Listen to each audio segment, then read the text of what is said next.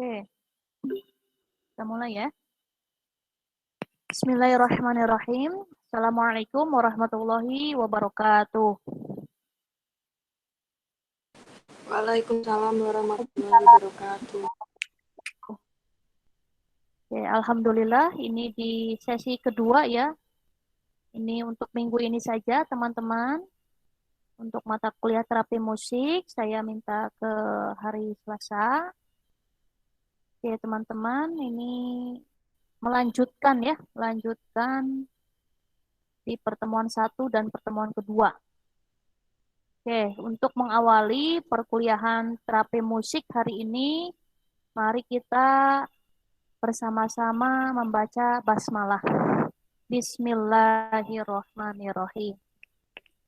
Baik teman-teman, ini untuk mengefektifkan waktu, saya langsung saja ya untuk memulai tentang mata kuliah terapi musik. Kemarin kita sudah bersama-sama mendiskusikan apa itu terapi musik ya, apa itu musik ya, kenapa harus pakai terapi musik ya. Ini juga terapi musik itu salah satu lagi teman-teman ya. Jadi salah satu lagi yang bisa menjadi alternatif untuk mengobati kondisi psikologi seseorang ketika dia sakit ya. Sebetulnya tidak hanya aspek psikis ya. Kemarin di pertemuan 1 dan 2 kita sudah bersama-sama berdiskusi bahwa ternyata aspek fisik atau bio, psiko, ya psikis, sosio, dan spiritual itu bisa juga diaktifkan atau disembuhkan oleh adanya terapi musik ya. Oke teman-teman, di sini temanya adalah efektivitas terapi musik. Efektivitas terapi musik. Bagaimana sih nanti efektivitas terapi musik ini ya? Kalau minggu kemarin teman-teman sudah melihat video dari Ibu Cat ya penulis buku The Healing Sound of Music ya, Cat dan Richard Mucci ya, kemarin sudah ada videonya. Nah, sekarang saya ambil ini dari teorinya ini ya, Johan ya, penulisnya tuh Johan ya, penulis terapi musik. Ini teman-teman bukunya ada ini ya, terapi musik. Terapi musik ya, itu bagaimana nih sekarang pandangan kedua ini ya di bukunya ya, terapi musik karya Johan, nulisnya itu Johan. Oke teman-teman, ini bagaimana sih efektivitas terapi musik bagi psikologis manusia ya? Apa itu terapi musik dulu? Ini saya singgung dulu terapi musik dari bukunya Pak Johan ini ya. Kalau menurut beliau terapi musik ini ya diambil dari Federasi Terapi Musik Dunia atau himpunan atau perkumpulan ya para terapis musik. Nah, mengartikan terapi musik itu adalah penggunaan musik dan atau elemen musik ya, penggunaan musiknya atau elemen musik yang terdiri dari suara, irama, melodi dan harmoni oleh seorang terapis musik yang telah memenuhi kualifikasi terhadap klien atau kelompok dalam proses membangun komunikasi, meningkatkan relasi interpersonal atau hubungan dengan orang lain ya, interpersonal itu, meningkatkan belajar, meningkatkan mobilitas atau pergerakan ya, yang tadinya lamban menjadi cepat, yang tadinya berpikir lamban menjadi lebih cepat, itu bisa juga. Mengungkapkan ekspresi ya, menata diri, atau untuk mencapai berbagai tujuan lainnya seperti untuk menenangkan batin, menenangkan jiwa, menenangkan pikiran, menenangkan pikiran, ini ada yang baru masuk, menenangkan pikiran, terus juga menyeimbangkan emosi dan lain-lain. Proses terapi musik ini dirancang untuk memenuhi ya tadi ya kebutuhan fisik, emosi, mental, sosial, kognitif, dan atau perubahan perilaku. Terapi musik juga bertujuan untuk mengembangkan potensi dan atau memperbaiki fungsi individu, baik melalui penataan diri sendiri maupun dalam relasinya dengan orang lain. agar ia dapat mencapai keberhasilan dan kualitas hidup yang lebih baik. Intinya, terapi musik ini sangat bermanfaat untuk kesehatan kita, untuk memperbaiki kualitas hidup kita, untuk mengembangkan potensi kita, untuk menenangkan batin kita. Ini banyak sekali ya manfaatnya. Nah, sekarang bagaimana efektivitas terapi musik bagi psikologis manusia? Ini kata Pak Johari ya, menurut peneliti, bahwa untuk efektivitas dari terapi musik itu diantaranya satu, efektif dalam apa? Dalam membantu seseorang yang sedang mengalami stres atau tertekan ya, agar dia lebih rileks ya. Jadi tujuannya itu supaya seseorang lebih rileks ya, itu dengan mendengarkan musik. Efektif juga membantu kondisi ibu hamil yang sedang tegang menanti kelahiran bayinya ya.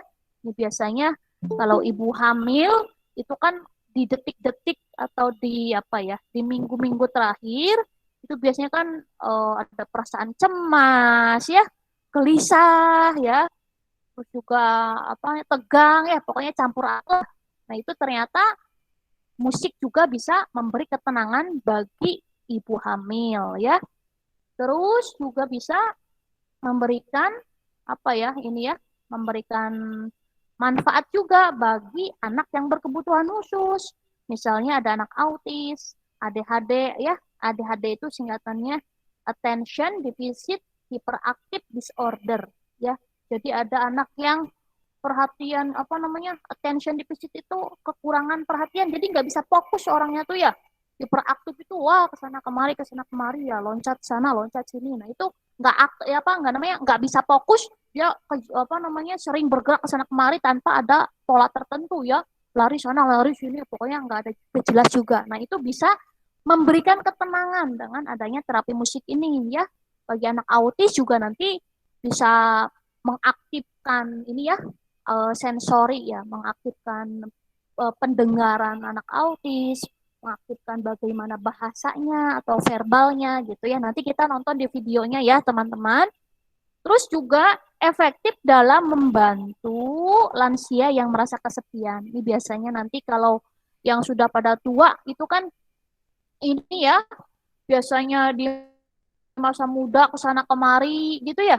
Terus biasanya juga apa namanya, pergi kemana gitu. Nah ini kan ketika masa tua itu memang sudah terbatas ya, karena sudah ya teman-teman kan lihat psikologi perkembangan ya, sudah mungkin sudah mulai otot-otot juga sudah lemah dan lain sebagainya. Jadi banyaknya di rumah. Nah supaya tidak jenuh itu salah satunya dengan menggunakan terapi musik seperti itu ya. Kalau di dalam Islam kan banyak sekali ya, untuk menghilangkan kesepian itu bisa dengan ikut pengajian, dengan mengaji di rumah ya, atau sholawatan. Nah ini terapi musik ini memang ini ya dari barat juga ya teman-teman ya teritorinya. Tapi nggak apa-apa kalau positif kan kita bisa mengambilnya ya. Ini kan masih dalam perspektif psikologinya dari barat. Nah nanti dari Islam juga bagaimana sih sebetulnya Islam memandang tentang terapi musik nanti di minggu-minggu selanjutnya ya. Nah, minggu depan nanti teman-teman akan mendiskusikannya. Nanti di akhir saya kasih tahu ini clue-cluenya.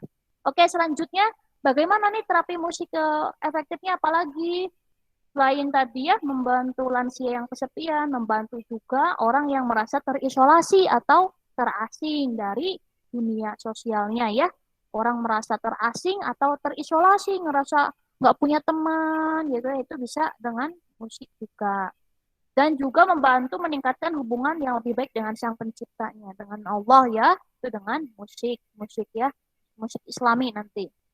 Nah, seperti itu teman-teman, itu ternyata musik itu memiliki efektivitas atau manfaat yang luar biasa bagi psikologis seseorang. Nah, sekarang bagaimana ininya ya, selanjutnya, bagaimana caranya agar seseorang bisa mendapatkan manfaat dari terapi musik? Ini menurut ini ya, Johan ini tadi menurut penulis bukunya, bahwa ada 3 faktor yang menentukan keberhasilan dirasakannya manfaat terapi musik. Karena tadi ada yang biasanya kalau di terapi itu tadi ya, oh saya nggak cocok dengan terapi ini, cocoknya dengan ini gitu ya. Seperti kita berobat aja kalau sakit fisik teman-teman. Misal sakit diare ya, ini sakit diare contoh yang kecil aja. Ada yang cocok diobatin dengan misal obat neoenstone-trop ya apa neoenstone-top itu. Tapi nggak cocok, ada yang bilang saya cocoknya sama super tetra. Ada yang bilang enggak, saya cocoknya sama apa diapet misal gitu ya. Itu kan beda-beda ya orang ya. Atau ketika flu, saya cocoknya minum obat ini, saya cocoknya itu kan beda-beda. Itu tergantung pada kondisi si sakitnya ya, orang yang sakitnya. Sama ini terapi-terapi juga. Tadi kita udah belajar terapi apa? Terapi bekam ya. Teman-teman juga nanti belajar terapi rukiah. Nah, ini salah satunya terapi musik. Itu tergantung kondisi kliennya. Nah, menurut Bapak Johan ini, efektivitas dirasakannya keberhasilan atau kemanfaatan dari terapi musik itu syaratnya ada 3. Yang pertama, dari aspek terapisnya. Ya, ini teman-teman pernah belajar psikoterapi juga kan ya? Psikoterapi ya sama Bu Rinopa. Nah, itu kan ada teknik-teknik dalam menterapi ya. Ada dengan teknik wawancara terbuka kan ya. Nanti kan pendekatannya beda-beda. Ada yang CCT, Client Center Therapy, ada yang CBT, Cognitive Behavior Therapy, dan lain sebagainya. Itu kan beda-beda ya tekniknya. Nah, ini ternyata terapi musik itu bisa digunakan sebagai media. Media itu alat ya, alat atau wadah atau media itu apa sih? Alat ya, tool gitu ya.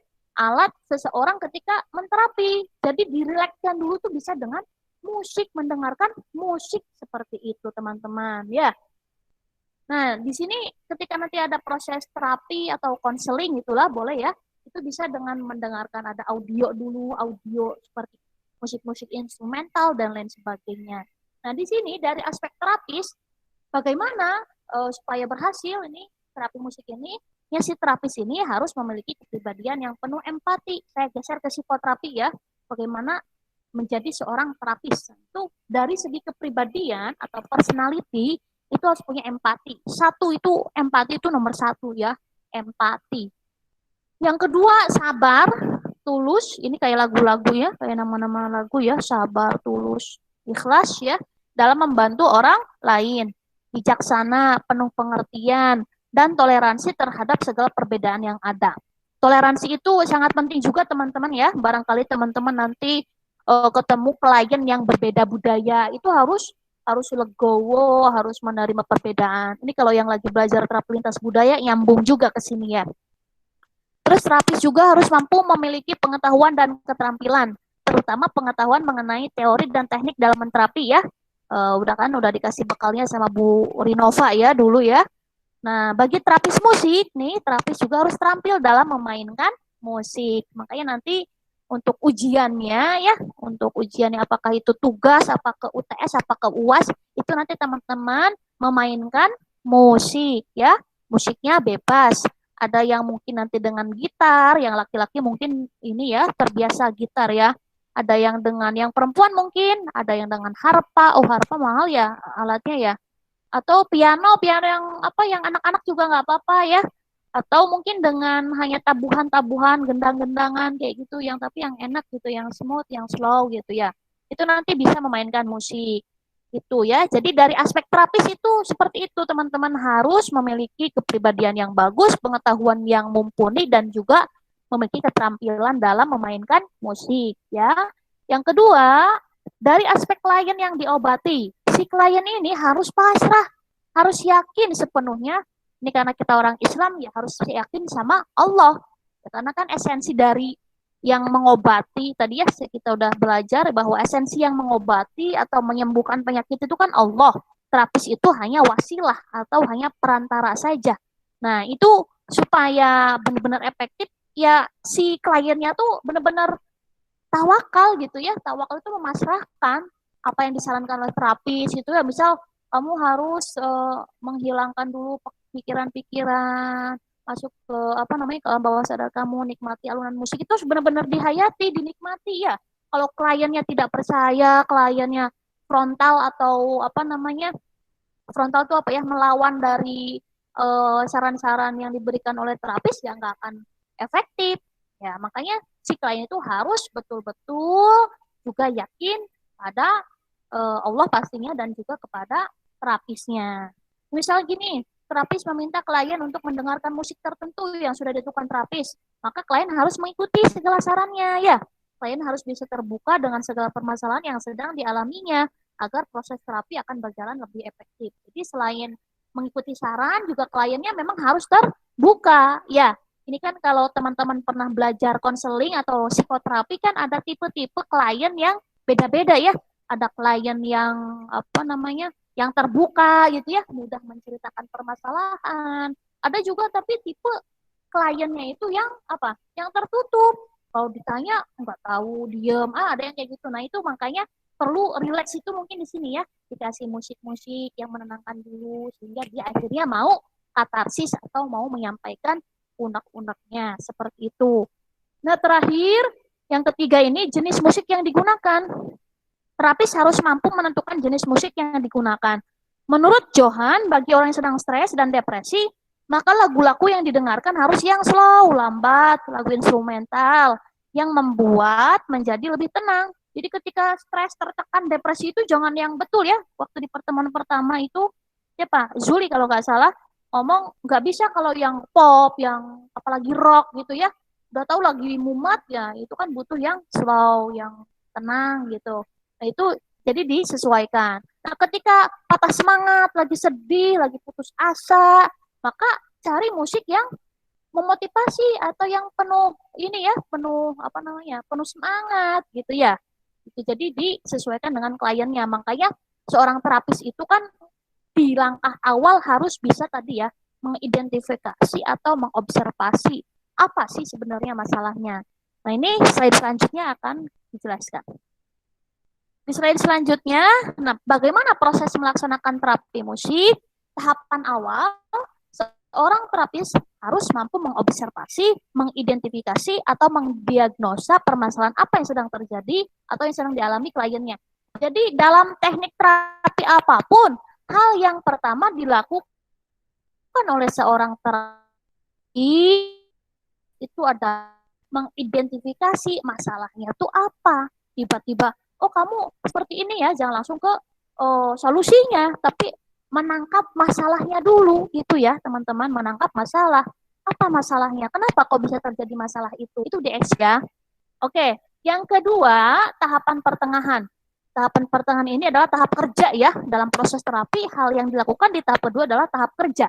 Jadi pada tahap ini, terapis diharapkan terampil dalam mengembangkan alternatif atau cara menyelesaikan masalah pada klien.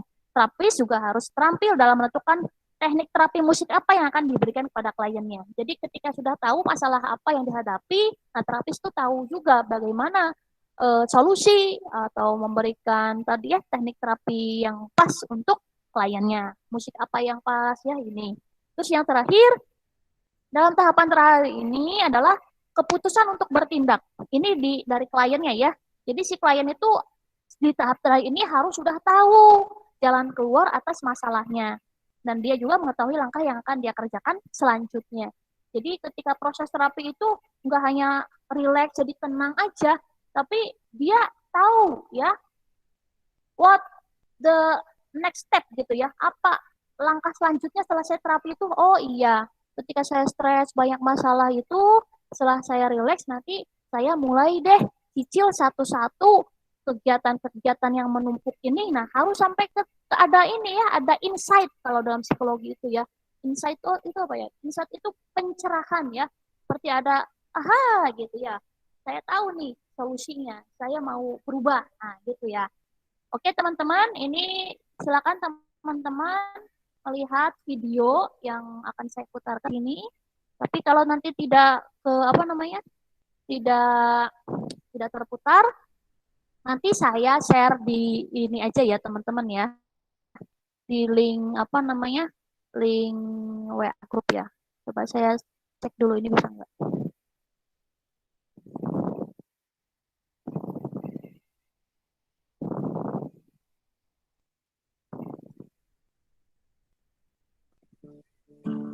bisa ya?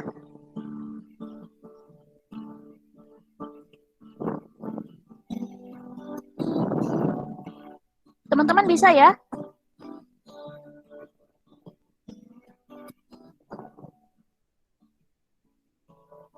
Teman-teman, ini videonya bisa nggak dilihat? Musik bagi sebagian orang merupakan hal yang begitu penting dalam Bisa, Bisa. Bu. Teman-teman, halo? Bisa ya? Oke, dilanjutkan. Bisa. dikenal sebagai sarana hiburan dan ekspresi diri, bermain musik atau mendengarkan musik dapat memberikan ketenangan dan seringkali juga mentransfer ketenangan.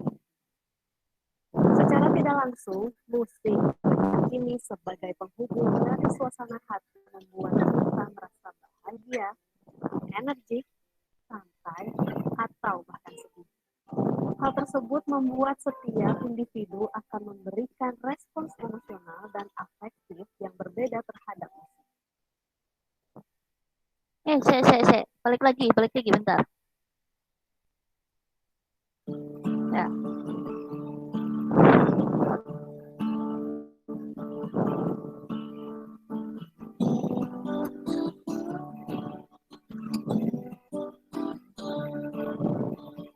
Silakan disimak ya teman-teman ya.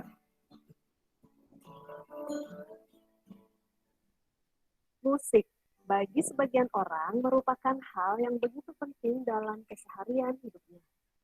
Tak hanya dikenal sebagai sarana hiburan dan ekspresi diri, bermain musik atau mendengarkan musik dapat memberikan ketenangan dan seringkali juga mentransfer beragam.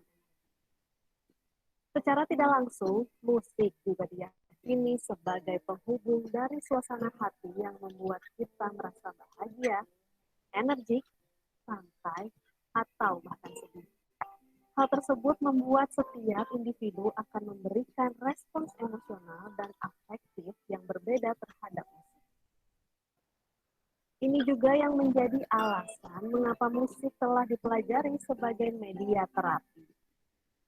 Sehingga efektivitas terapi musik dapat dimanfaatkan untuk menjaga seseorang agar tetap rileks, fokus, dan berpikir dengan tenang.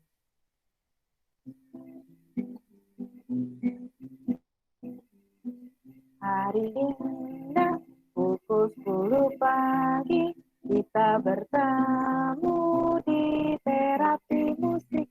Kita bertemu dengan dan Kak Safira, kita mau mulai terapi. Tanpa disadari, proses pemanfaatan musik sebagai media terapi sudah dilakukan sejak zaman dahulu.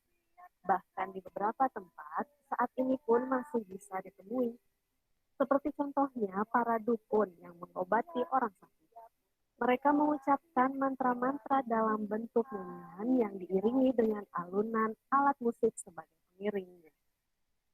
Nah, itu memang musik dari dulu itu dipercaya bisa menyembuhkan.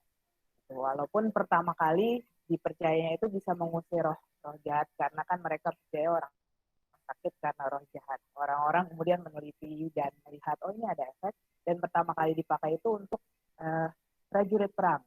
Yang selesai perang kan biasanya ada yang namanya PTSD ya, Post Traumatic Stress Disorder. Nah, musik dipakai untuk menolong mereka pertama kali. Di terapi musik sendiri, kegiatannya dirancang untuk setiap individu. Jadi, setiap individu tidak mungkin melakukan kegiatan yang sama. Karena setiap manusia mempunyai kelebihan dan kekurangannya masing-masing, terlepas dari apapun kondisi dan latar belakangnya. Jadi dalam terapi misalnya katakanlah dalam 14 kali pertemuan rancangan terapinya seperti itu ya, goal apa yang nanti akan dicapai. Nah, itu di awal harus ada assessment-nya dulu untuk melihat misalnya kepribadian individunya. Makanya ini erat kali antara psikologi dengan terapi musik.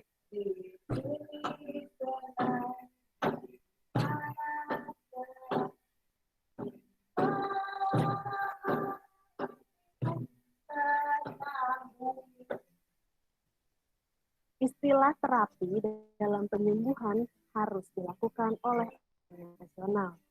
Di terapi musik ini perlu adanya pendamping dalam proses penyembuhannya, karena kaitannya adalah perlunya rancangan terapi yang menjadi tujuan akhirnya.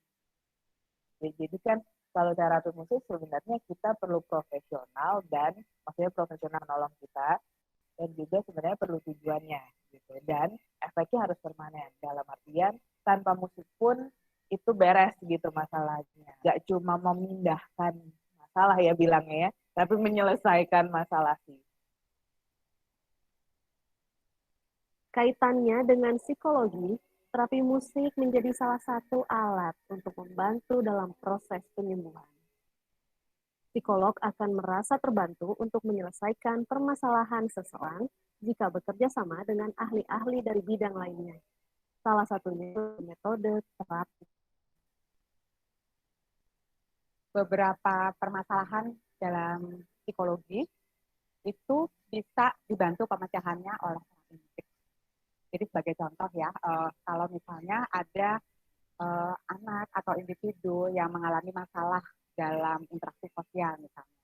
Nah, melalui kegiatan bermusik, hal ini bisa dibantu untuk diperbaiki. Kemudian misalnya lagi ada anak yang mengalami masalah kesulitan belajar. Nah, ini bisa dibantu juga melalui musik supaya pembelajarannya lebih meningkat ke arah yang lebih baik. Hari yang indah, pukul 1 siang, kita bertemu di terapi musik. Dalam terapi musik, efek yang akan diambil adalah proses yang menyenangkan dari kegiatan musik itu sendiri. Bernyanyi, mendengarkan, atau bermain musik menjadi motivasi seseorang untuk bisa semangat dan mengembangkan diri mereka dalam menyelesaikan permasalahannya. Efeknya sebenarnya kita mengandalkan yang namanya fun-nya atau menyenangkan dari musik. Dan aku ngelihat kayak anak-anak yang datang, mereka tuh nempelnya bukan terapinya, tapi nempelnya kegiatan musik yang menyenangkan gitu. Padahal sebenarnya lewat menyanyi mereka latihan vokal, latihan bagaimana melafalkan sesuatu yang benar, melatih juga mereka menghafal gitu kan sebenarnya ada kegiatan yang dinilai cukup ribet gitu kalau di sekolah ya menghafal, latihan ngomong yang benar gitu. Nah, tapi mereka ingatnya di sini nyanyi-nyanyi dengan seru gitu dan itu yang membuat mereka enjoy terus bisa datang dengan semangat yang membuat kemudian mereka ada progres.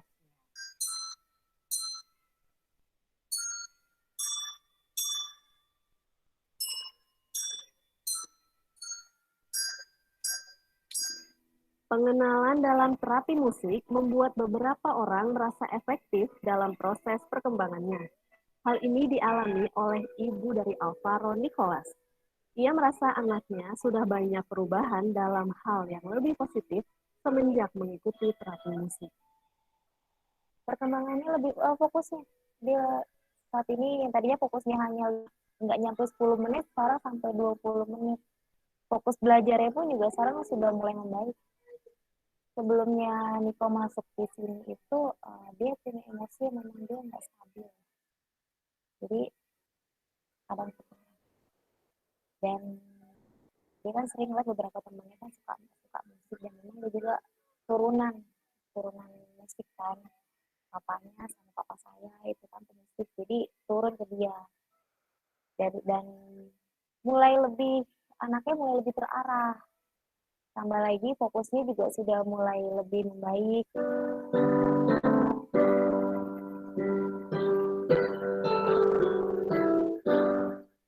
Penyembuhan metode dalam terapi musik pada dasarnya adalah suatu alat pendukung dari terapi primer. Namun keberadaannya sangat membantu dalam proses untuk menyelesaikan permasalahan yang telah dihadapi seseorang. Kita tidak bisa mengganti terapi yang primer, tapi kita bisa mendorong dan mendukung terapi-terapi primer ini supaya jalan penyembuhannya lebih cepat. Gitu. Dan keunggulannya ya karena musik itu sesuatu yang menyenangkan, jadi ya mereka tidak berasa lagi terapi, berasanya kayak lagi berkegiatan musik, tapi sebenarnya dia lagi mengejar tujuan dan goals mereka.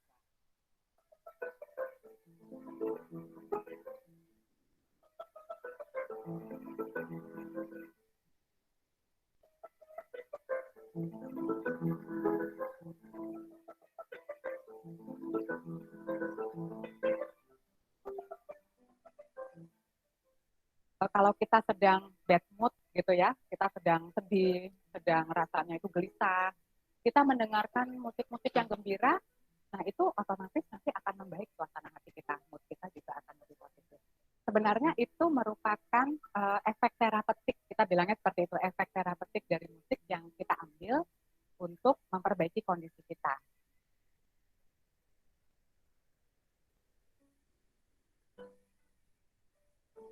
Jadi kalau misalnya dibilang apakah itu terapi untuk diri kita sendiri, sebetulnya kalau orang awam sering bilang, saya menerapi diri saya dengan musik, gitu kan. Tapi sebetulnya kalau kita menggunakan kata terapi yang sesungguhnya, nah itu terapis musik lah gitu yang kompeten untuk melakukan.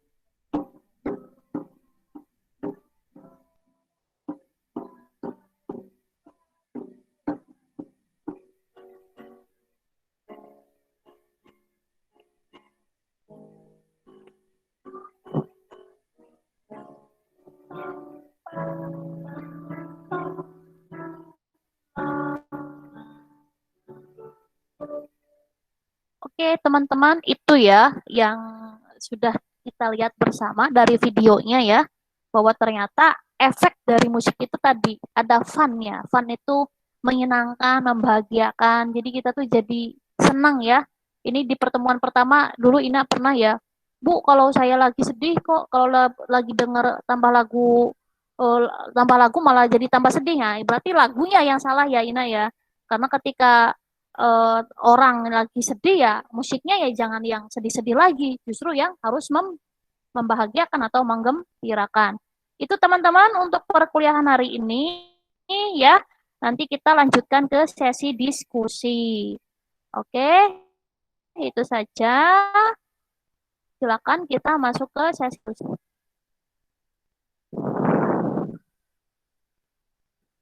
Oke, gimana teman-teman? Ada yang mau ditanyakan?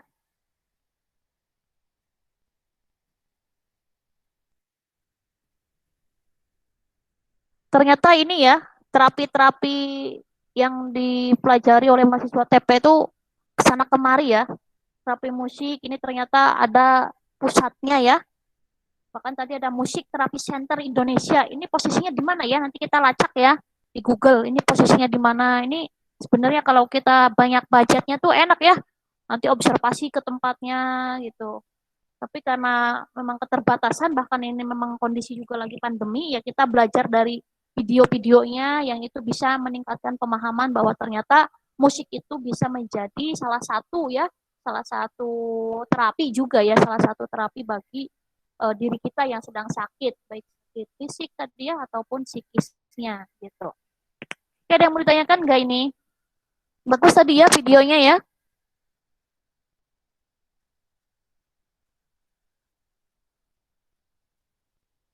Nah ini kemarin teman-teman pas saya ini ya kasih ada 2 musik itu ya. Yang pertama itu dari Cat yang memainkannya ya, Ibu Cat itu memainkan musik dengan suaminya, itu suaminya main gitar, Ibu Catnya itu mainnya harpa ya, harpa itu yang dipetik gitu ya.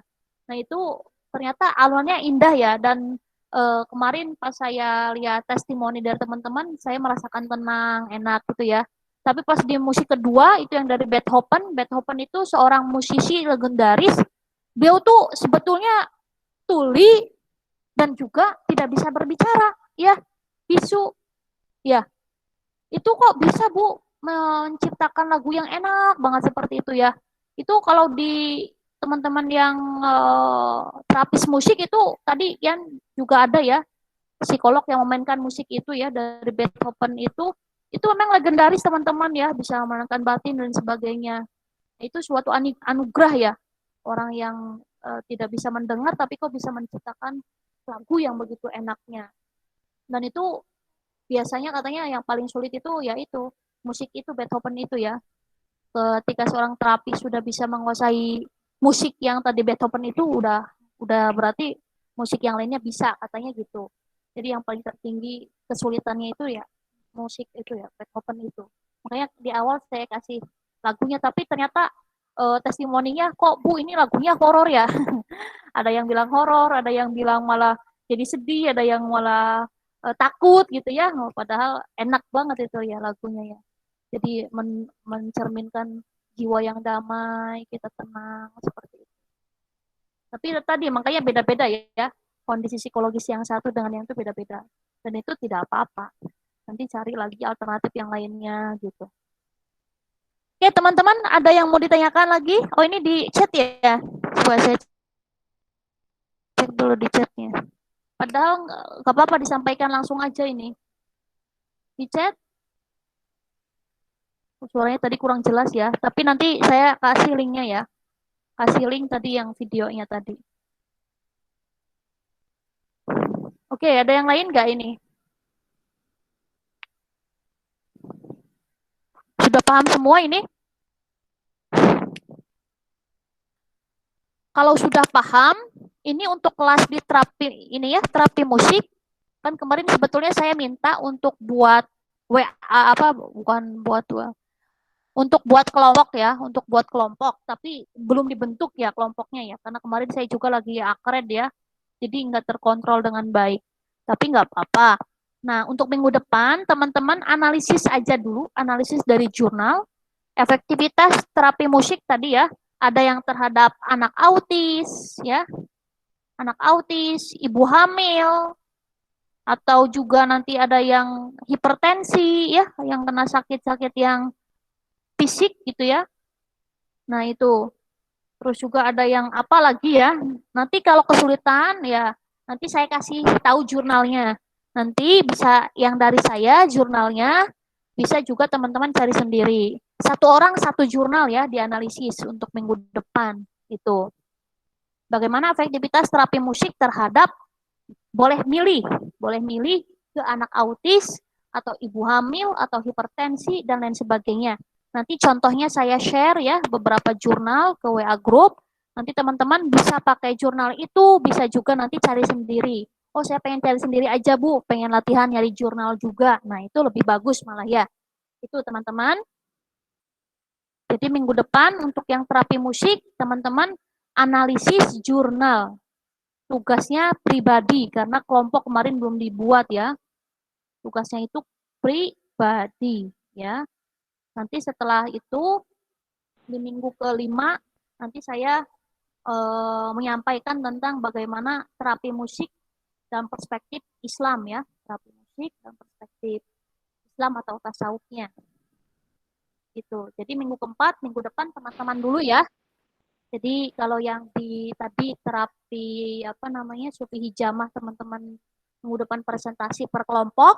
Kalau di mata kuliah terapi musik ini minggu depan teman-teman presentasi mandiri ya. Boleh pakai Bandicam, boleh pakai Mobizen, boleh pakai aplikasi apa lagi ya. Jadi kelihatan teman-teman presentasi dan juga kelihatan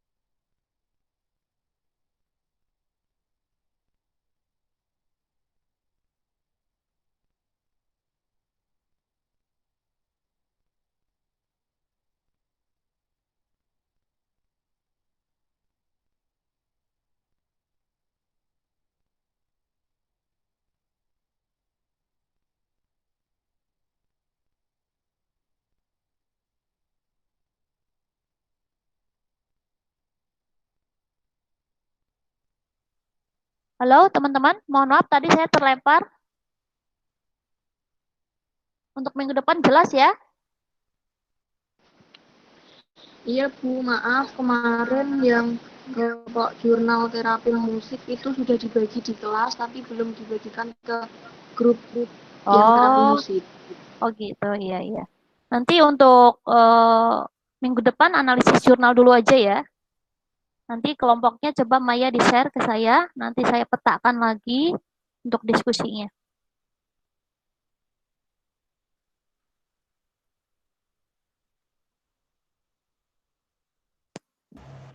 Berarti untuk besok itu tetap mandiri atau yang kelompok, Bu? Mandiri dulu ya.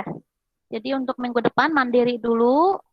Nanti yang kelompoknya itu saya sambil apa namanya, sambil cek dulu datanya ada nggak. Jadi ketika saya minta teman-teman untuk diskusi itu, nanti ada nggak datanya. Misalkan kemarin bagaimana efektivitas terapi musik terhadap kognisi gitu ya. Sebetulnya sudah tercover di ketika teman-teman menganalisis jurnal. Misal teman-teman menganalisis jurnal terapi musik terhadap anak autis, ya itu kan nanti bagaimana perubahan anak autis tadi gitu, ada perubahan nggak dari segi kognisinya atau aspek lainnya gitu. Nanti minggu depan pribadi dulu aja ya. Nanti sambil saya rumuskan lagi untuk yang mata kuliah terapi musik ini untuk diskusinya. Tapi nanti mohon di-share aja ya. Maya atau Vivi nanti di-share aja nama-nama kelompoknya ke WA group seperti itu ya. Jadi minggu depan analisis jurnal masing-masing individu ya. Nanti contoh jurnalnya saya kasih, tapi kalau mau cari mandiri juga bisa. Dan juga kalau misalkan apa namanya untuk media presentasinya, teman-teman boleh pakai aplikasi apa aja ya, bebas. Ada Mobizen kalau yang dari HP itu ya. Kalau di laptop ada Bandicam, ada juga yang di ini tuh apa namanya? Yang di HP juga ada ya yang apa sih kemarin tuh pelatihan recording itu ya. Kamera recording ya. Bentar, saya cek dulu.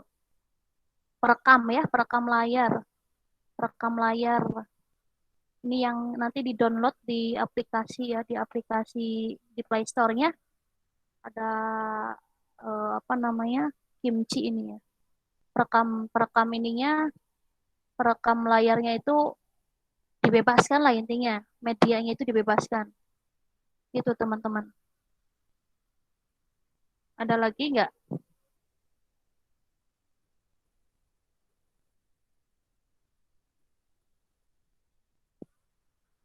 Sudah jelas ya?